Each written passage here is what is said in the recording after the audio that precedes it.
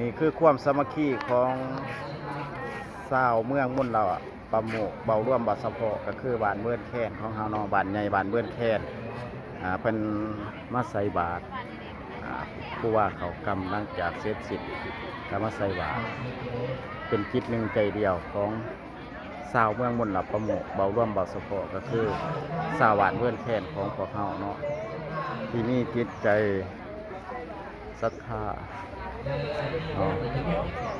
เลี้ยนคิ้วยาว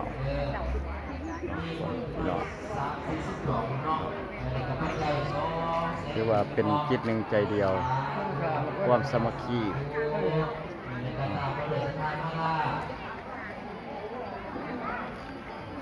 ก็ออกมีดอกโวยตอนดอกออกสองเศษกี่ตา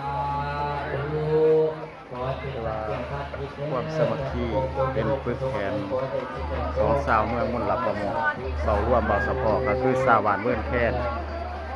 ทุกตัวทุกจิตที่มาเอาบุญเนาะในมื้อนี้